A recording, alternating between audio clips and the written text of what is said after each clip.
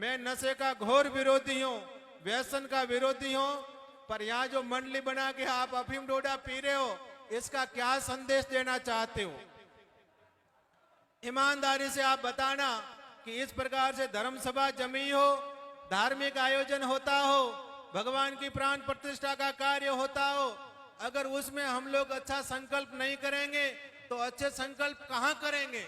अगर ऐसे अवसरों पर हम अच्छे कार्य नहीं करेंगे, ऐसे अवसरों पर बुराइयों को नहीं छोड़ेंगे, अच्छाइयों को ग्रहण नहीं करेंगे, तो करेंगे कहाँ पर? यह आप बताइए। आप 36 वर्ण यहाँ पर विराजी हो, घोंट घोंट के खूब पी रहे हो, गाड़ गाड़ के खूब पी रहे हो, उससे हम समाज को किस दिशा में ले जाना चाहते हैं? हम क्या भला करना चाहते हैं? हम कौन सी दिशा में जाना चाहते हैं? ये बैठ करके सभी लोग चिंतन करना, आप लोग जितने भी पीने वाले हो और पिलाने वाले हो। सज्जनों, मेरी आपसे प्रार्थना है कि आप एक पहल करिएगा कि जहां भी धार्मिक आयोजन होता होगा वहां पर नशा का कोई व्यवस्था नहीं रहेगी। किसी को बीड़ी पीनी है, उनके घर की बीड़ी पिए, किसी को डोडा पीना है, उनके घर का डोडा पिए, किसी को अफीम खाना है, घर का अफीम खाए। यहाँ पर आपने धर्मादा दिया है, अगर धर्मादा के पैसों को आप नशे में लगाओगे तो देने वाला भी अपराधी बनेगा और खाने वाला भी अपराधी बनेगा और खिलाने वाला भी अपराधी बनेगा। ये मेरी बात नहीं कह रहा हूँ, ये मैं शास्त्र की बात कह रहा हूँ। सज्जनों, क्यों ऐसा आप कर रहे हो? जहाँ दिया जाता है वहां से कभी खाया पिया नहीं जाता। आप अपनी बेटी का ब्याह करते हो, वहां जाकर के आप पानी भी नहीं पीते हो, भोजन भी नहीं करते हो, क्योंकि बेटी दी है, वहां पर भोजन नहीं करेंगे, पानी नहीं पिएंगे।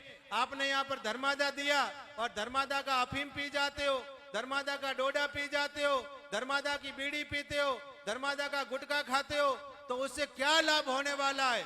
शायद मुझे लगे कोई लाभ नहीं होने वाला है। उल्टे खाने पीने वाले भी अपराधी बनेंगे और खिलाने वाले भी अपराधी बनेंगे। इसलिए मेरी आपसे प्रार्थना है, जहाँ सभा होवे, जहाँ कभी कोई भी, अब तो हो गया आयोजन, आज तो संपन्नता की ओर है, आगे कभी भी कहीं भी धार्मिक आयोजन होता हो, प्राण प्रतिष्ठा होती हो, वहां पर सभी लोग बैठ करके निर्णय करिएगा कि हमारे वहां पर कोई नशा नहीं चलेगा। आप इतने सुंदर स्थान में बैठे हो, माता जी की आज प्राण प्रतिष्ठा हुई है, 7 दिन भागवत जी की कथा हुई है, यहाँ बैठ करके बेड़ियां फूंकते हैं, यहाँ बैठ करके होका पीते हो, यहाँ बैठ करके अफीम गल गल के पी रहे हो, डोडा घोल घोल के पी रहे हो। इससे क्या संदेश देना चाहते हो सनातन धर्म को? अगर आप वास्तव में सनातन धर्म को मानने वाले हो, अपने आप को हिंदू कहते हो, अपने आप को सनातन धर्मी कहते हो, तो फिर आपको एक कठोर निर्णय लेना होगा। आज नहीं तो कल पर लेना तो पड़ेगा। क्यों नहीं लेते हो? आपको देख देख करके हमारे जैसे युवा लोग हैं, वो भी यहाँ आकर के अफीम पीना सीखेंगे, वो यहाँ आकर के डोडा पीना सीखेंगे, यहाँ आकर के बीड़ी पीना सीखेंगे। हम बच्चों के सामने डोडा पीते हैं, हम बच्चों के सामने अफीम पीते हैं, हम बच्चों के सामने बीड़ी पीते हैं, हम बच्चों के सामने गुटखा खाते हैं। बड़े होकर के वो भी वैसा सीखेंगे। अगर आने वाली पीढ़ी का भला चाहते हो तो इनसे आप दूर हो जाइए। जिन लोगों को आदत पड़ी है, मान लो, मैं नहीं कहता हूं कि बुजुर्गों को आप छोड़ दीजिए, जिन बुजुर्गों की आदत है उनको आप दवाई की तरह ले लो। दवाई की तरह लेने में कोई नुकसान नहीं है, वो अपना ले लिया, किसी को नया चेला नहीं बनाना। एक भी व्यक्ति अगर हमारे संग से एक भी व्यक्ति हमारे को देख के अगर नशेड़ी बनता है तो महापाप लगता है, महापाप। नशा अपने आप में पाप है, इसलिए नशा से दूर होइए, नशा से समाज को दूर करिए, नशा से आने वाली पीढ़ी को दूर करिए। ऐसी मेरी आपसे प्रार्थना है। मैं तो साधु होने के नाते आपसे प्रार्थना कर सकता हूँ, साधु होने के नाते आपसे निवेदन कर सकता हूँ, पर करना न करना तो आपकी मर्जी है, मानना न मानना तो आपकी मर्जी है। मेरे पास में कोई ऐसा कानून नहीं है कि मैं कहूँ कि नहीं ऐसा करोगे तो हम ऐसा कर देंगे, ऐसा नहीं करोगे तो ऐसा कर देंगे, पर आपको करना चाहिए। आप सब अगवा लोग हो, अगवा लोगों की जिम्मेदारी बनती है। एक तो घंटा घर में घड़ी लगी हुई हो और एक हाथ की घड़ी हो, घंटा घर की घड़ी अगर 1 घंटा पीछे रह जाए तो 10,000 लोगों का समय बर्बाद होता है, और हाथ की घड़ी अगर 1 घंटा पीछे रह जाए तो हमारा अकेलों का समय बर्बाद होता है। उसी प्रकार से जितने भी समाज के अगुवा लोग विराजे हो, समाज के प्रमुख लोग विराजे हो, आप प्रमुख लोगों की जिम्मेदारी बनती है कि आप समाज को अच्छी दिशा दो। आप सभी लोगों की जिम्मेदारी बनती है कि समाज में अच्छाइयां दो।